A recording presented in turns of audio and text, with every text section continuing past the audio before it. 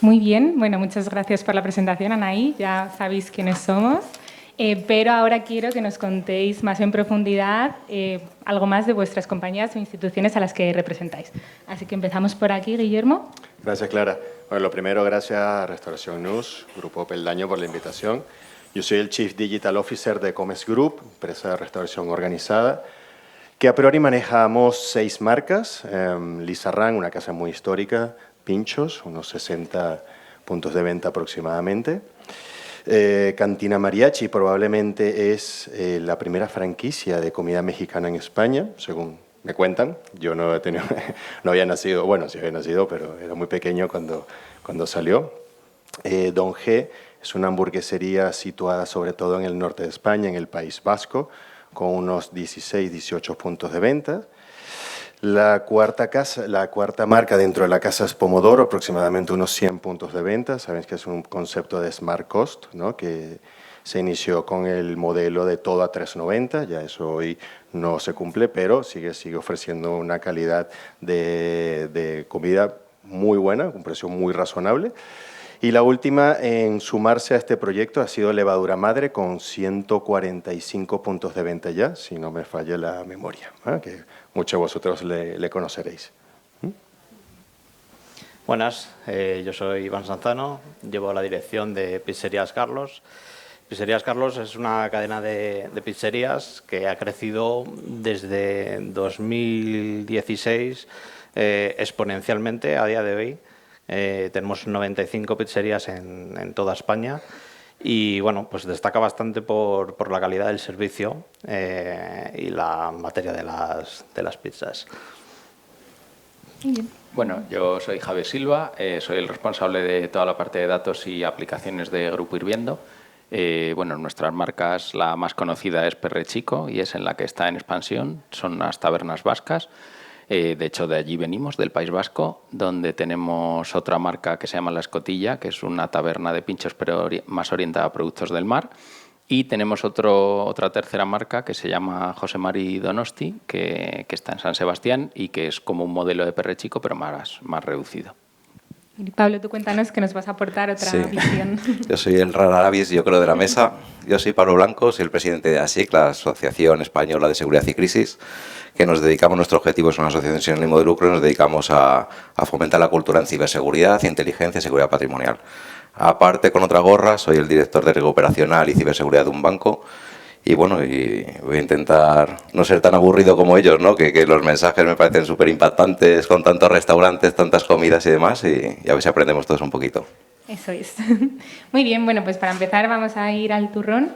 Quiero que me contéis un poco, desde las marcas de restauración, cuál es el principal reto que habéis visto a la hora de formar tecnológicamente a vuestros equipos. ¿Cuáles son las principales dificultades que detectáis? ¿Quién quiera comenzar? Pues empiezo yo mismo. O sea, el mayor problema que hay, sobre todo, es a nivel tecnológico, que siempre ha ocurrido, es el tema de la resistencia al cambio. O sea, es un punto en el que el querer cambiar algo que ya estaba funcionando por algo que es nuevo y que tengo que aprender suele ser un problema, tanto para lo que viene siendo la tienda, restaurante, lo que sea, y luego está la parte central que también tiene una gran importancia en lo que viene siendo la compañía.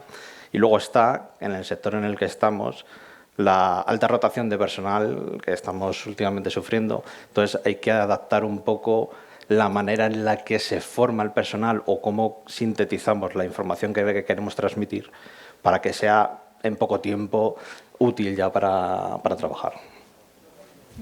Sí, yo iría un poco antes de lo que es la formación, iría más en la concienciación de cara a cualquier cambio. Nosotros intentamos trabajar esa concienciación, intentar vender el producto desde la central hacia los restaurantes para que ellos entiendan los beneficios que van a tener. O sea, yo puedo tener unos objetivos, pero mis objetivos no son los suyos, ni mis necesidades son las suyas. En nuestro caso es muy diverso. Pues mira, yo te diría que el primer reto principalmente es, yo cuando hablo de digital me gusta no hablar de digital. ¿Qué quiero decir? Me gusta hablar de ¿qué te voy a ayudar con este tipo de tecnología? ¿Qué te va a aportar? ¿No? Y una vez que el franquiciado o el empleado entiende el valor de esa tecnología, pues ya va a estar mucho más abierta a recibir un proceso de onboarding, implementación, etc. Y hay otros casos en los que directamente nos piden tecnología y nosotros deliberadamente decidimos no colocar tecnología, ¿vale? O sea, ocurre el caso contrario, ¿no? Es como, yo espero que venir a un sitio y me den una formación online. Puede ser el caso de Levadura Madre. Y decimos, no, es que en Levadura Madre nosotros queremos fomentar el trato cercano, el trato cara a cara. Si ¿cómo te voy a dar un onboarding digital cuando realmente quiero que tú conozcas y sepas que la señora María tiene un nieto que se va a graduar la semana que viene y quiero que la felicites y cuando se gradúe le des una palmera? ¿Cómo enseñas eso particularmente con un onboarding digital? No lo puedes hacer. Entonces hay que identificar muy bien, primero, en qué punto está esa persona, cuáles son sus intereses y a partir de aquí, pues seleccionar la tecnología o el método correcto. Muy bien. Y Pablo, ¿tú cómo ves de retos, a lo mejor desde el punto de vista más general? Los retos son muy variados. Al final tampoco esto es café para todos. Yo creo que Guillermo lo ha comentado, ¿no? Hay ciertos colectivos, pues al final que lo mismo quieren un onboarding digital y tiene que ser algo personalizado. También Javier ha comentado el tema de la concienciación. No todo es formación. También hay sensibilización, hay concienciación, hay formación. E incluso en casos más extremos casi el adiestramiento, ¿no? Casi esto tiene que entrar sí o sí. Tenemos que trabajar de esa manera. Y luego también depende mucho del canal. Claro, vosotros también tenéis un montón de establecimientos y tenéis unos servicios centrales. No se forma todo el mundo igual. Tenemos desde nuestro consejo de administración, presidente, directores, habrá mandos intermedios, habrá gente más en el día a día y al final esto tiene que ser todo muy, muy personalizado de alguna manera y al final los mayores retos, al final las empresas se dedican o a hacer pizzas o a hacer pan o de alguna manera pues hacer pinchos y al final de eso pues hay que externalizarlo o hay que trabajarlo con otras empresas o de manera interna hacer un ejercicio muy muy bueno y partir de un punto de partida. Hay que hacer un análisis, oye, cómo estamos y a partir de ahí cómo queremos. No deja de ser un proyecto al final. Esta formación a las personas tenemos que empezar por algo y saber cuál es nuestro punto final. Si no sabemos hasta dónde queremos que lleguen los empleados, pues mal vamos, ¿no? Oye, pues tiene que adquirir competencias en X o tiene que sensibilizarse en estos temas que son bastante fastidiosos para nosotros y eso tiene que haber un principio y un final con un plan y con una estrategia para poder llegar a todos los colectivos. Sí, una estrategia y bueno, lo que comentabais de la personalización un poco en la formación, pero yo os quería preguntar por cuáles son los métodos de capacitación que mejor funcionan en cada una de vuestras compañías. En la mía personalmente sigue siendo indiscutiblemente el trato personal. Voy a poner un ejemplo que me gusta mucho, ¿no? Recuerdo, creo que, bueno, de hecho, tomando como inspiración también la charla anterior, hablaban sobre la digitalización y la importancia y casi la aceptación ya generalizada de los QRs, ¿no? Entonces decidimos, oye, en una de nuestras enseñas, oye, vamos a colocar QRs para pedir y pagar desde la mesa, ¿no?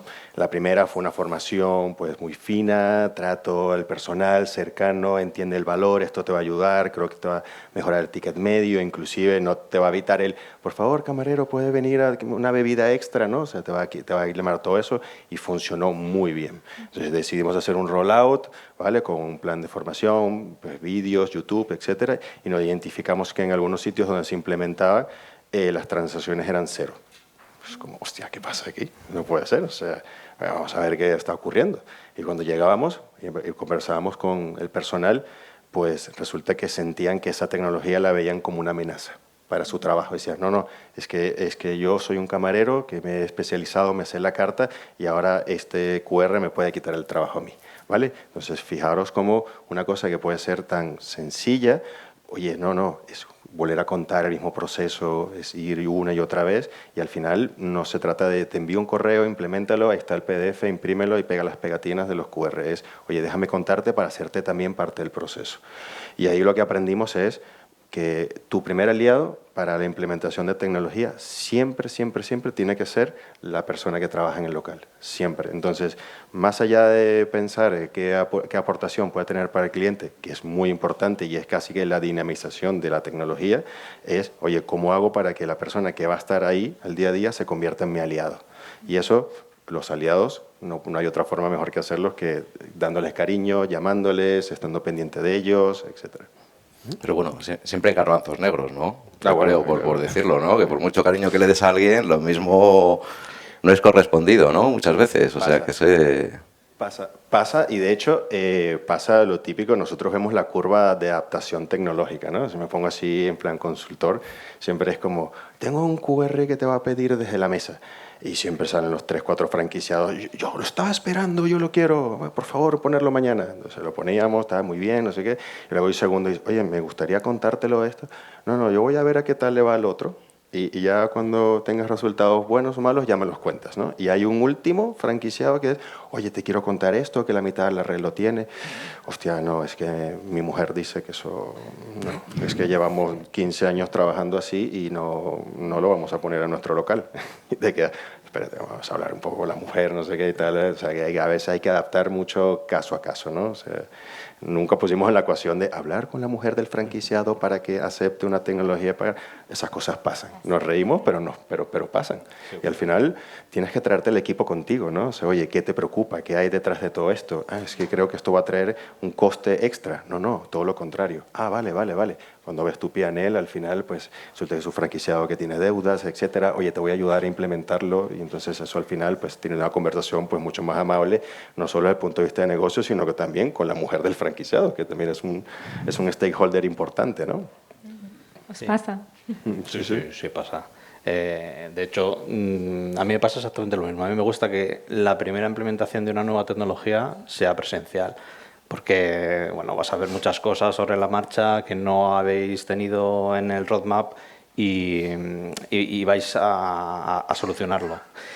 Lo que pasa es que yo sí que posteriormente, luego hay un departamento de formación en nuestra empresa que se apoya con toda esta experiencia, sí que me gusta dejar ya como unas píldoras, unos pequeños manuales, no para hacer la implementación nueva en una tienda, sino para la gente que llega nueva a un sitio en el que hay una serie de tecnologías, se pueda adaptar al ritmo. Aparte que, como bien dice, el tener un compañero que te sabe ayudar, que te puede decir cómo funciona, está muy bien, pero siempre que tengan un sitio donde puedan revisar cómo hacer algo o tengan un momento para poder aprender, me parece también bastante interesante. Sí, bueno, pues por añadir un poco más, que totalmente de acuerdo con lo que han dicho, en esta parte de personalización de esa formación, hago un poco referencia a la charla anterior de esa fidelización, también hacer esa fidelización interna, o sea, y esa fidelización personalizada.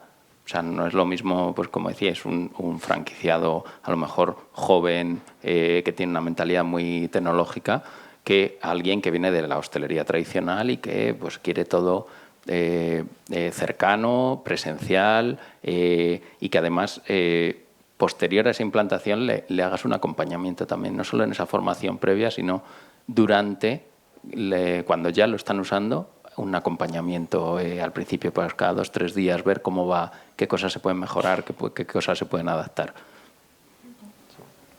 Claro, en este aspecto, claro, la formación no está la gran esperanza blanca, ¿no? Que al final funcione todo para todos, ¿no? La formación pues influye en los procesos, las personas, la tecnología y de alguna manera hay que adaptarlo. Yo creo que poco que añadir. Al final, pues cada sector, cada persona es un caso ya por sí mismo, pero tampoco puedes ir, Carlos, casi 100 pizzerías, un montón de gente trabajando, tampoco le vas a dar una sesión de 3 horas a cada uno. Al final también tienes que coger el punto medio. Pero el punto medio sobre todo es la medición, oye, en qué estado nos encontramos y dónde queremos llegar, ¿no? Yo redundo en eso porque es muy, muy importante, porque dar formación, por marcar la check de que este tío ha recibido la formación y ya tiene que actuar de esa manera, al final estamos todos perdiendo el tiempo. Y de alguna manera tenemos que tener muy claros los objetivos de esa formación y poder trabajar. ¿Con qué canales? Pues oye, pues al final a la gente le gusta o por sus necesidades, medios telemáticos, o tiene que ser presencial. Un formato híbrido también suele funcionar muy bien porque ya estás juntando ese formato presencial con ese formato híbrido. Y sobre todo también intentar gamificar y dar ciertas recompensas, ¿no? Que no sea una formación de foncilla, siéntese, ¿no? Como antiguamente con el hombre casi con la regla dando, ¿no? El antiguo cura maestro, sino que estamos ya, joder, en el 2025, que hay un montón de cosas que se pueden hacer al final, y la gente quiere formarse, tiene inquietudes, ¿no? Al final yo creo que la gente también es inquieta. Hace unos años la gente era menos inquieta, era más reacia a los cambios. Yo coincido también pues con Iván, al final, que la gente es muy reacia a los cambios. Yo que sé, al final, yo me río de Víctor Cooper, de sal de tu zona de confort, joder, si estoy de puta madre aquí, ¿sabes? ¿Para qué me voy a salir de mi zona de confort si lo tengo ahora todo totalmente controlado? ¿Qué complicaciones ahora para salir para afuera? Pero la gente tiene que salir, al final las tecnologías cambian, los datos cambian, al final por mucho producto que vendáis, el resultado casi son datos, todos son datos, de alguna manera. Luego eso se materializa en los productos, ¿no? Lo que la gente va a comer, la gente va a beber, pero al final esa información es fundamental y la gente tiene que tratarla pues, con un debido control, con una diligencia debida, tiene que saber cómo utilizarlo de una manera eficiente y al final eso es muy, muy complicado que la gente lo entienda. Pero las empresas yo creo que tienen que saber, oye, tenemos que conseguir que nuestros empleados hagan esto. Pues bueno, vamos a ver. ¿Qué colectivos tenemos? Pues tenemos diferentes colectivos. ¿Qué canales tenemos? Tenemos estos canales. Pues venga, vamos a empezar a jugar, ir probando. De primera no te va a salir una formación bien y que va a ser eficiente, ¿no? Pero poco a poco irás tocando la tecla. Lo malo que también el contexto va cambiando, tienes que tocar otra tecla y al final es una pescadilla, pero que bueno, que eso está muy bien porque hasta que cumplamos 67, 68 años tenemos que seguir trabajando y mientras que se mueva la cosa, pues no nos va a faltar trabajo, ¿no? O sea que en ese aspecto muy bien. Sí, eso de que el contexto va cambiando es cierto y además en restauración es verdad que hay muchas herramientas tecnológicas e incluso quizá una saturación, ¿no? de cosas que enseñar a nuestros empleados. ¿Y cómo evitáis que el equipo se sature ante tanta oferta y tantas implementaciones? Pues mira, justamente mientras os escuchaba, pensaba en una pequeña regla que me gusta aplicar, ¿no? Y es, si tuviese 10 horas, intentaba como ponerle en números diciendo así para que tenga sentido, pero si tuviese 10 horas para hacer un lanzamiento, un rollout a todos mis restaurantes, creo que pasaría 8 horas con el equipo de operaciones y enamorándoles y 2 horas preparando material, ¿vale? ¿Por qué? Porque al final creo que ellos van a salir, y si creen ellos, son los que te van a ayudar a democratizar, ¿no? Esa tecnología. Con lo cual, eso va a hacer que la selección que tú hagas pues sea mucho más coherente y tenga más sentido para el rollout, ¿no? O sea, me pasa muchísimo de, oye, viene un franquiciado y me pregunta que cómo podemos poner en inteligencia artificial a la hora de hacer esta hogaza.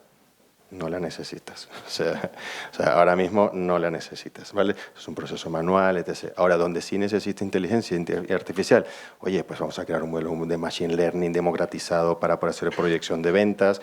Oye, y esas cosas, los franquiciados, cuando lo van a preguntar, lo van a canalizar a través del equipo de operaciones. Si el equipo de operaciones no está preparado, se rompe completamente la adaptación de esta tecnología. Con lo cual, a mí me encanta un fenómeno que ocurre, que es que cuando yo hablo de digital, digo que soy el menos digital de todos, ¿vale? ¿Por qué? Porque al final, cuando alguien va y dice, oye, vamos a hablar, por ejemplo, a crear la conciencia sobre las reseñas de Google, ¿vale?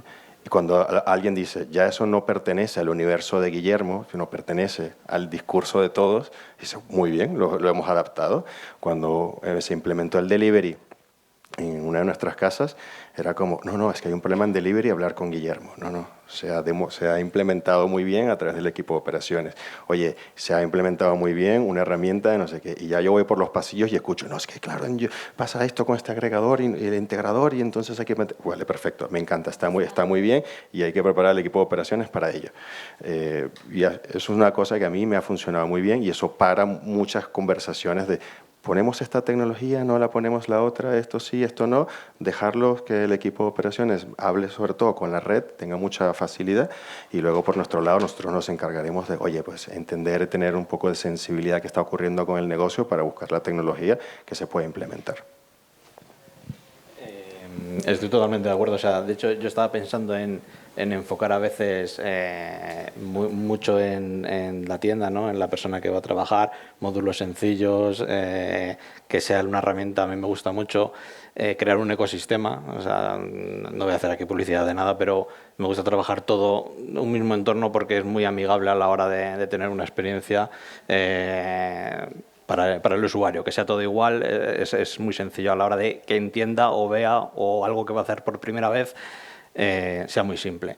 Pero me gusta mucho el tema de operaciones porque es verdad que si consigues que ellos lo crean, te va a ser mucho más sencillo a la hora de llegar, con total diferencia. Sí, bueno, yo también, pues un poco en referencia a todo lo que... No se me escucha ahora. Haciendo referencia un poco a todo el abanico de aplicaciones que hay, que pues, eso nos volvemos locos. Yo voy siempre, cuando se me exige, oye, pues hay que implantar esto, hay que implantar esto. No, vamos las cosas una a una. Hacemos, implantamos, acompañamos, vemos resultados, terminamos y a partir de ahí vamos con otra. O sea, las cosas de una en una, o sea, no podemos ir con todo, porque entonces, pues como habéis dicho, aturullamos a la gente, se vuelven locos y al final ni usan una bien ni la otra tampoco y mal todo. Bueno, la tecnología también tiene peligros, ¿no? Y una de estas son las estafas en las que pueden caer los empleados, el phishing. Y en esto, Pablo, si puedes comentarnos tú qué estrategias formativas son las más útiles para evitar que los empleados caigan en este tipo de engaños que tanto daño pueden hacer a las empresas. Claro. Pues lo fundamental es tirar cualquier tipo de dispositivo.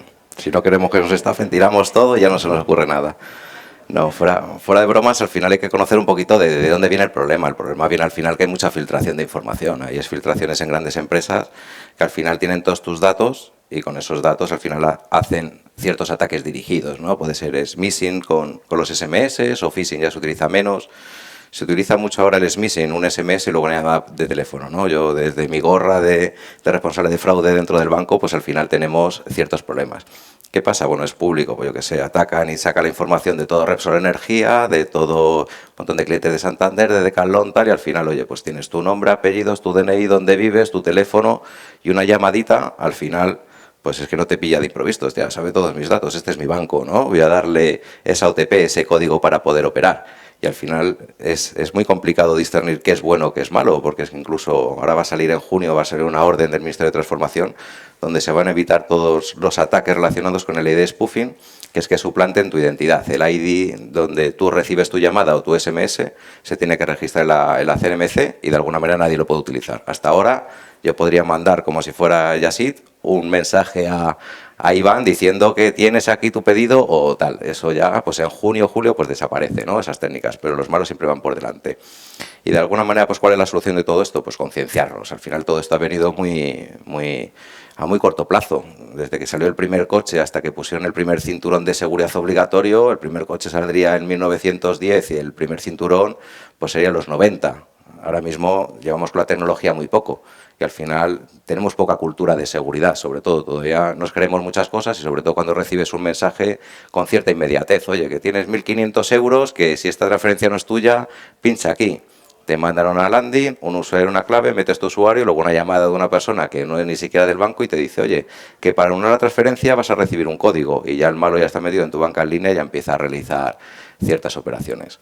Esto es un mal endémico que ocurre en los bancos, ocurre también a las empresas con temas de fidelización y la única manera es intentar sensibilizar y culturizar un poquito pues, a las personas, a esos clientes al final que sepan por qué vienen estos riesgos. A nosotros cuando pasa algo así en el banco ya están llamando, ¿os han robado la base de datos? No, hostia, vamos a explicar un poquito las cosas. Estamos sometidos nosotros a un montón de regulaciones, tenemos que hacer unos test de intrusión casi diarios para ver que tenemos toda la infraestructura de una manera saludable. Pero otras empresas no. Otras empresas con las que trabajamos no, y al final nosotros cedemos esos datos para que realicen ciertas acciones. Y al final pues el cliente pues tiene que ganar esa confianza o no perder esa confianza que nos ha costado tanto tiempo ganarla. Y la única solución es que conozcan que este tipo de riesgos al final, tú cuando tienes una banca en línea es un gran beneficio, tú puedes operar desde cualquier sitio a cualquier hora y con cualquier persona, pero también tiene un perjuicio que son esos riesgos. Muchas veces al final es como una navaja con doble filo, ¿no? Oye, yo puedo utilizarlo bien, pero de alguna manera yo tengo que conocer, tengo que estar formado e informado de los posibles riesgos a los que estoy sometido. Y sobre todo, pues nosotros con lo que trabajamos, hacemos pues ciertos webinars, los clientes que quieran acceder, hablando de charlas de seguridad, intentar culturizar un poquito pues a nivel de seguridad. Hacemos campañas de mailing muy dirigidas, sobre todo en momentos puntuales. Si se acerca Semana Santa, ahora que ya están unas semanitas, pues bueno, al final no cojas un apartamento que te va a costar 50 euros 15 días en Ibiza. Joder, vas a tirar los 50 euros, es un engaño, ¿no? O tú cuando compras algo en el Wallapop tienes que tener cuidado del bizum inverso, ¿sabes? Tú cuando envías no tienes que dar un botón para recibir dinero. Si tú ya le estás dando un botón y tal, te están quitando dinero. Al final tienen que hacer que comprendan un poquito los procesos. No todo es tecnología, pero los procesos. Al final una persona tiene que saber que, pues como cuando nosotros abrimos los grifos del agua, tenemos el azulito que sale fría y el rojo que sale caliente, pero no sabemos de dónde viene, ¿no? No sabemos que viene de canal de Isabel II, tenemos unas canalizaciones, una depuradora que luego nos llega una caldera tal y nos sale. En la ciberseguridad pasa exactamente lo mismo. El hombre tiene que saber unas nociones básicas, unos mínimos, ¿no? No tiene que conocer cómo tener que configurar unos firewall, que si tiene que tener un NAC, un WAF, tal, todo eso para él es transparente. Tiene que saber que si le llega algo y al final él no lo ha solicitado, no tiene por qué pinchar, porque si pincha al final es algo malo. O sea que no hay una fórmula mágica, pero sobre todo pues un poquillo martillo pilón con ellos, de decir, oye, ten cuidado con los mensajes. ¿Con qué canales? Pues al final pues con posibles SMS que les mande recordándoselos, con webinar que pueda realizar, con una campaña de mailing, de alguna manera que les pueda llegar esa información. Hay que concienciar al cliente, ¿no? También de vuestras empresas y también a vuestros empleados para que no caigan. ¿Cómo lo hacéis vosotros? Mira, me río porque hace poco hicimos un ranking. Hay un test de Google buenísimo, lo podéis buscar como test phishing Google, no sé qué. Y entonces que salió estas típicas newsletters de Think with Google. Entonces era, oye, si quieres probar cuál es tu conocimiento en temas de ciberseguridad, pincha aquí y haces un test, ¿no? Entonces te pone situaciones en las que has recibido este correo a Dropbox, ¿qué harías? ¿No? Entonces, ¿lo abres o no? Entonces, y luego pues te da algunas pistas de por qué puede ser bueno, malo, legítimo, ¿no? Entonces, digo, pues joder, me parece una actividad chula, lo copio y se lo envío a mi equipo. A ver, equipo tal, no sé qué, hacer esto, y el que saque los 5 puntos, pues se lleva un incentivo. Hay una tontería que yo doy, que es una púa de guitarra. Y entonces viene y luego me enseñar todos y dice, el que más sacó 3 de 5. Y yo uno que sacó 1 de 5. O sea, que te dices, tú caíste en todos los... Y joder, somos un equipo digital, ¿sabes? Si nosotros caemos, no va a caer el resto. Claro que sí. Joder, pues qué importancia, tal. Entonces hablé con el Ditel y dije, mira, hice un chiste aquí con mi equipo para tal. Yo creo que tenemos que hacer una pequeña formación in-house porque nos van a pillar por todos lados. Hostia, no, sí. Y pum, ahí nació una iniciativa de, oye, cuidado con esto son buenas prácticas, sí, no, tal, y hay que empezar desde casa. Y ya luego equipos de operaciones, y luego bajar a franquiciados, etc. Concienciación. O sea, la palabra para mí aquí es transmitir el mensaje, que cale bastante. Luego ya los medios por los cuales vayamos poniendo para evitarlo. Pero yo precisamente he trabajado mucho tiempo relacionado con temas de seguridad, he trabajado con bastantes CISOs y he llegado a lanzar campañas de concienciación, cursos, seminarios, y cuando ya hemos pensado de que hemos llegado a 3.000 personas, han hecho su curso, pues hicimos el típico mail trampa para ver cuántas personas llegaban a pinchar después de haber hecho un curso. 6.000. No quiero alarmar, pero me quedé bastante sorprendido de decir, digo, y hemos como avisado, te da como las respuestas del examen y aún así ha suspendido. Entonces volví a hacer mucho hincapié esto con dirección precisamente de la gravedad de este asunto, que no somos conscientes. ¿Vosotros? Sí, nosotros parece que todo esto nos pilla como muy de lejos, ¿no? En nuestro sector parece que esto de la ciberseguridad está pues en el otro lado del mundo.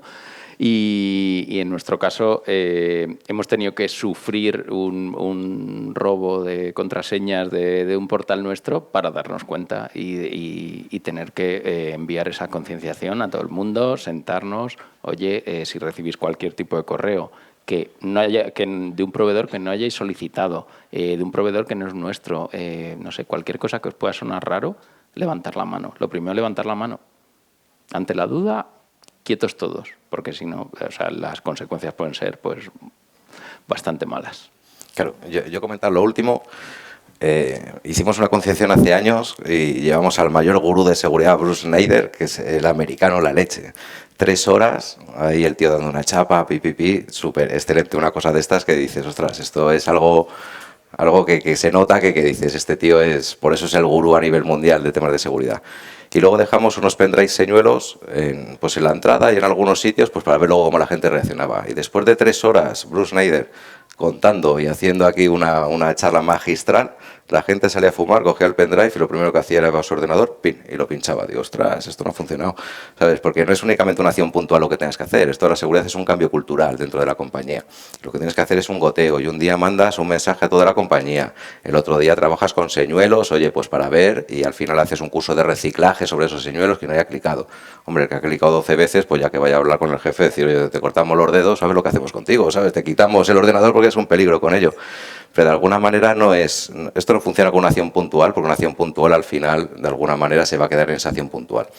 sobre todo el caso este del mega gurú, una charla magistral, y luego es que a los 10 minutos ya estaban los tíos metiendo el pendrive, que eran pendrive señuelos, pues para ver, ponías un nombre como nóminas, no sé cuántos, y todo el mundo. Y había algunos incluso que se lo llevaba a casa, ¿sabes? Y lo pinchaba desde casa, como el ordenador no le salía nada, ejecutaba, y a nosotros nos salía un programita, poniendo fulanito ha pinchado, hasta desde su casa se lo llevaba a pinchar. Digo, esta gente no... Con una acción no hacemos nada, tienes que ser esto pues un proceso, un plan, algo anual, bianual, y trabajar con ellos y trabajar con ellos. Y hay gente que le cuesta más y otros que le cuestan menos, ¿no? Pero al final hay que reforzar los mensajes. Hay un mensaje que dice que es buenísimo, que es todos vamos a caer, lo que podemos es retrasar el cuándo, ¿no? Entonces yo lo que digo es, bueno, venga, un año más donde no he caído. Al año que viene ya veremos, ¿no? Pero es que esa filosofía... Es lo que dicen, que hay varios tipos de empresas, ¿no? La que la han hackeado y la que la van a hackear, ¿no? Joder, pues al final, igual que motoristas, el que se ha caído y el que se va a caer, pero al final no hay que tratar al final el empleado como el eslabón más débil de la cadena, hay que tratarle como el último control que tenemos. Ese tío tiene que estar concienciado y ese tío tiene que saber que cuando recibe un mensaje que no ha sido solicitado, como comentas, pues ¿por qué le vas a clicar? ¿Sabes? Si tú al final estás con tu cuenta corporativa y te manda que tu pedido del Corte Inglés ya has recibido, dices, lo primero, yo no compro el Corte Inglés. Y lo segundo, que hace mi correo aquí dándome tal. ¿Por qué pinchas? ¿O quién te va a dar un premio aquí? Ya menos, ¿no? Pero estaban los reyes nigerianos, ¿no? Que te regalaban una fortuna. O un pibonaco sueco, ¿sabes? Que decía, yo quiero ser tu novio, pero bueno, ser mi novio si no me conoce, no pillo aquí, voy a conocer, ¿no? De alguna manera, al final todo eso, pues hay que cambiar la mentalidad. Yo no voy por la calle y me regalan cosas, ¿y por qué me regalan internet?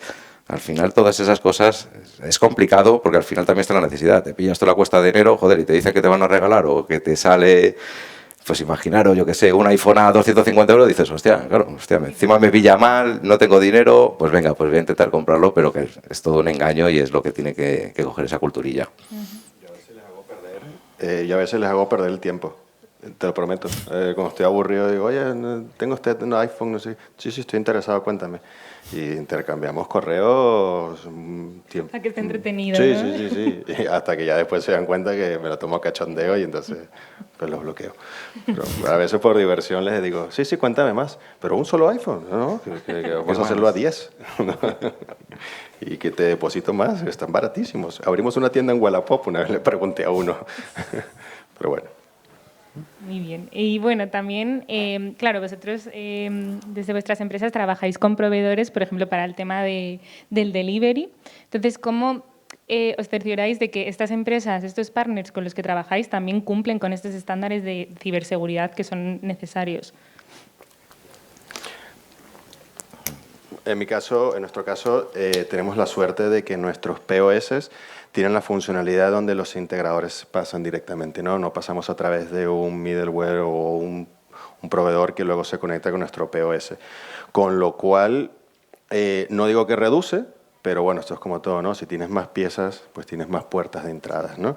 Entonces, por suerte, en ese lado, tenemos buena confianza en nuestros partners de POS y de momento no nos han hackeado.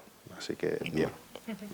Yo, si queréis, lo comento, yo que sé, yo cuando estaba de consultor de seguridad me dedicaba o ganaba dinero con la confianza de la gente, básicamente, porque también una empresa confía mucho en sus proveedores y al final esa confianza, mientras que no haya un buen contrato, al final, nosotros en el banco hay una normativa que es la normativa DORA de resiliencia operacional, donde marca 5 pilares y el pilar fundamental que está marcando Banco de España ahora mismo es el riesgo de terceros. Lo que comentaba antes de Repsol o de las empresas que han sido al final vulneradas su seguridad, no han sido por ellos. Ellos al final se gastan una millonada en controles. ¿A quién van? Pues esos terceros de confianza que de alguna manera le ceden los datos para cartelizar clientes, para hacer una campaña de mailing, para que les hagan X acciones. Que al final a nivel de los terceros hay que tener muchísimo cuidado. Nosotros lo primero es un contrato que quede bien respaldado. Al final todas las medidas de seguridad que tiene que tener con responsabilidades, acuerdo de nivel de servicio y al final ciertas sanciones por incumplimiento, ¿no? Oye, si yo te digo que tienes que tener la red cifrada o tienes que tener una segmentación X o mis datos los vas a tratar de tal manera, lo tienes que hacer. Luego también les obligas a tener un ciberseguro. De alguna manera ya estamos en un mundo súper hostil a nivel de seguridad. A nivel de seguridad mucho se habla de cuando empezó la guerra Rusia-Ucrania, que parece que estaban llegando y los ataques han venido siempre, pero siempre a volúmenes altísimos, una cosa inimaginable. Para que también os hagáis una idea, no sé si fueron los delitos o los ciberdelitos denunciados que tiene el Ministerio del Interior en el 2024, fueron cerca de 400.000. Hablamos de más de 1.000 ciberdelitos denunciados a fuerzas y cuerpos de seguridad. Es únicamente a nivel nacional. A nivel internacional lo que te viene de fuera y lo que no se denuncia es algo increíble. Y al final, a nivel de terceros, pues tener un buen contrato y luego realizar revisiones. También esta normativa, este reglamento, nos obliga a realizar pues ciertos test de intrusión, ciertas revisiones de seguridad, ver realmente que lo que nos han firmado, que muchas veces se firma muy rápido, realmente se está cumpliendo. Y al final sí que tienes que tener pues eso, un proceso de contratación muy potente y luego una revisión de riesgos de terceros con homologaciones de seguridad.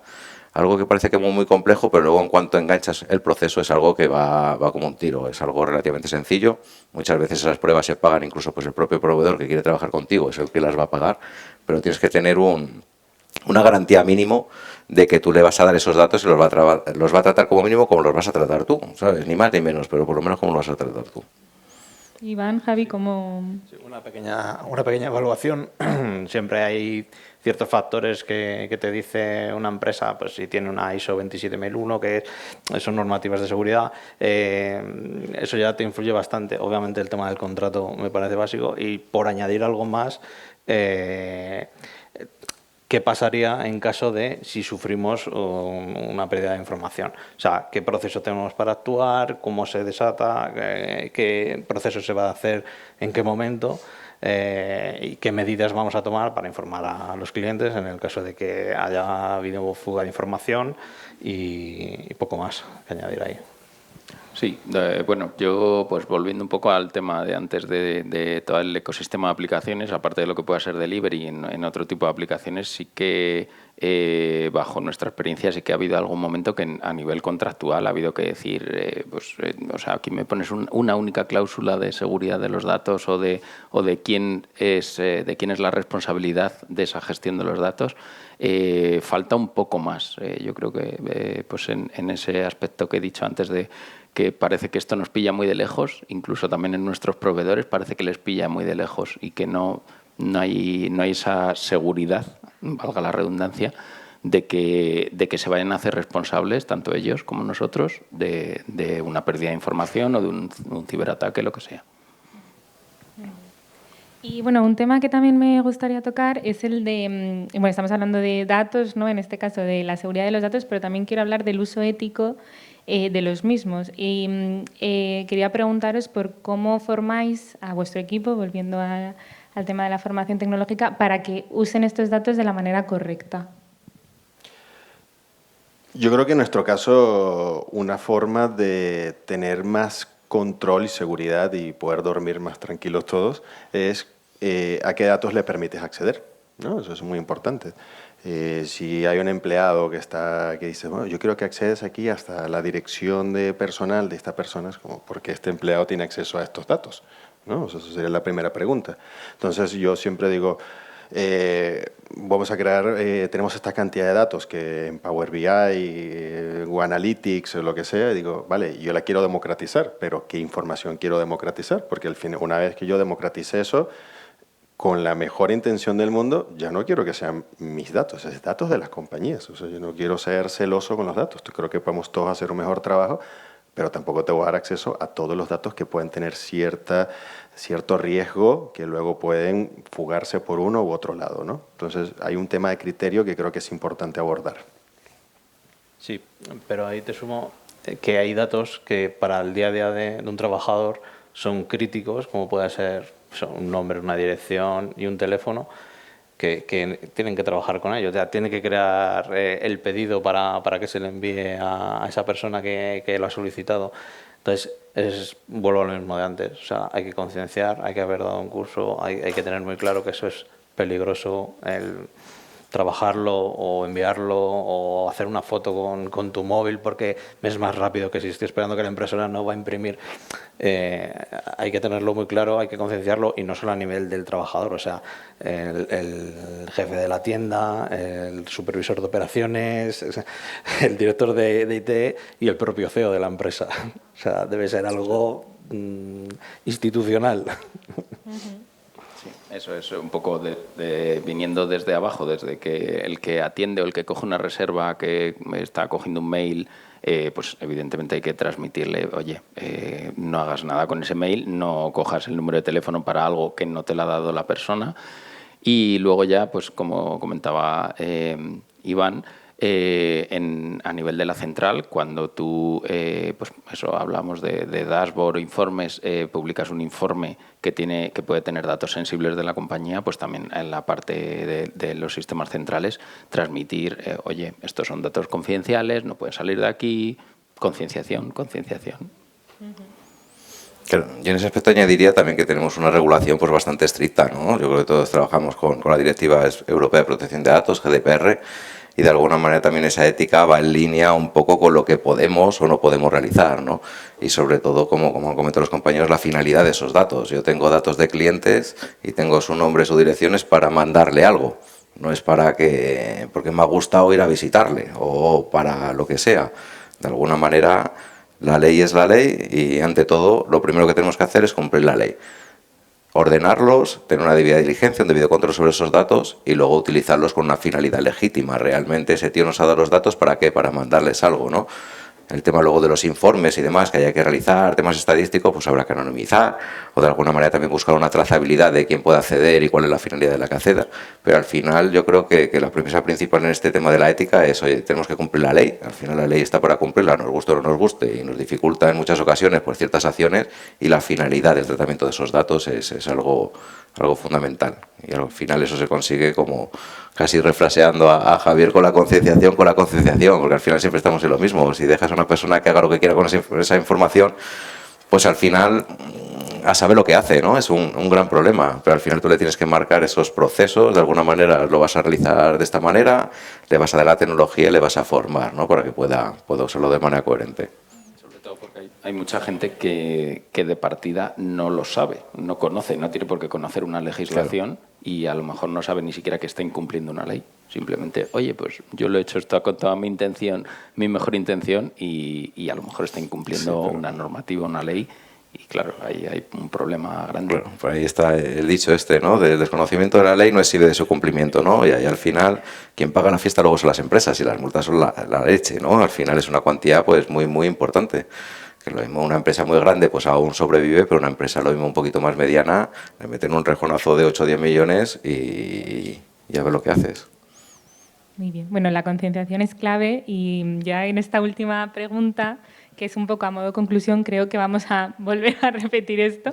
Pero bueno, os quería preguntar que, bueno, si para un negocio de restauración, en vuestro caso, y un negocio en general, quieren mejorar la formación tecnológica del equipo, ¿cuál es el primer paso que debe dar?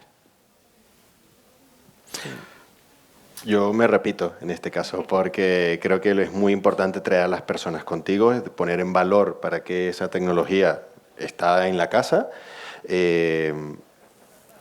y, ¿por qué no?, concientizar.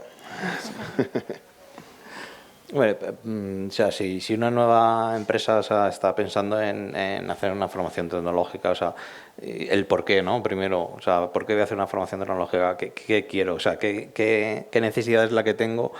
Que tengo que buscar una herramienta tecnológica para suplir y por ello cómo voy a formar a mi equipo, ¿no?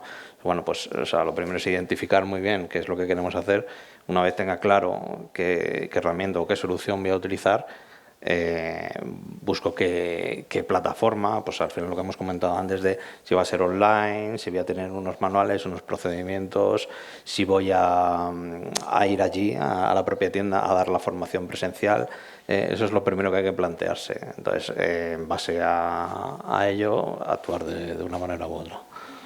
Sí, y ahí pues yo me voy un poco al modelo híbrido. O sea, eso es lo primero, entender el por qué y el para qué de esa formación y el por qué vamos a ir hacia este camino y no hacia este otro. Y luego, como ha comentado antes Guillermo, el tema del apoyo de la parte de operaciones, que al final es la que te tiene que comprar primero el producto para luego vendérselo o que te apoye en esa implantación. Yo desde mi punto de vista al final tienes que saber dónde quieres llegar y cuál es tu punto de partida. Al final, y de alguna manera, ese punto de partida pues puedes hacer diferentes análisis, puedes hacer diferentes pruebas, puedes hacerles cuestiones de nivel y de alguna manera luego pues adecuar el discurso con una temporalidad y con unos canales hasta donde tú quieres que se formen esos empleados. Si hay al final más dispersión geográfica, pues tendrá que ser lo mismo un modelo pues un poquito más online, con algún toque un poquito más presencial o más híbrido, intentar gamificar un poco que la gente no se aburre. También, de todas maneras, el abandono de los cursos online en general es altísimo. Te apuntas a un curso online y entras súper encendido, ¡guau! Y el primer día te haces 3 temas y luego ya olvídate, ya es una cosa, esto sí que es un pico, y eso hay estadísticas que son la leche. Dices, ostras, ¿y cómo hago que la gente se enganche a esto? ¿No? Tienes que gamificar, las empresas tienen que premiar un poquito, se suelen hacer también algún tipo de ranking, ¿no? Oye, pues al final el que más horas está echando, nunca pones el que menos, ¿no? Tampoco vas a castigar, pero de alguna manera sí que tienes pues que ayudar un poco pues a la gente a que la atrape esa formación, que es muy complicado porque el formato online, bueno, nos obligó la pandemia. Antes pocos eran, ¿no? También había otras raras avis que trabajaban siempre online y demás, pero eran los que menos, ¿no? Los que vivían en Tailandia, que era como la envidia de todos. Ahora mismo, con estas facilidades también que tenemos con los temas online, también hay que tener un poquito de cuidado, ¿no? Tenemos ahí ciertos términos como la infosicación, mucha información te llega, muchos canales, lo que hablamos de esa dependencia tecnológica. Pero lo fundamental es saber a dónde queremos llegar, ver nuestro punto de partida y adecuar, ¿no? Y adecuar y que la gente se sienta cómoda, que trabaje a gusto, que lo haga pues en unos tiempos normales. Te voy a decir solamente un punto, que no sé si mis compañeros estarán de acuerdo, y es que me encanta la forma de pensar de punto de partida y a ver qué opciones tienes, pero a veces nos aprietan, nos dicen, hay este tiempo, hay que elegir una herramienta, claro, y no tienes muchas vertientes para poder decidir. Claro, esta visión también es en el mundo de los osos amorosos y los unicornios, ¿no? Que todo es perfecto, todo es lo ideal, ¿no? Pero ideal, que existe la vida ideal. Nada, no hay nada, ¿no? Al final te tienes que adecuar y te dicen, pues mira, este es el... Con esto les formas en 10 minutos, y es lo que hay, ¿sabes? Pero bueno, si se puede elegir, pues vamos a intentar elegir las cosas pues más coherentes y que más puedan ser más eficientes. Ni punto de partida ni punto de final. Muchas veces. Muchas veces son 2 horas y una check, ¿no?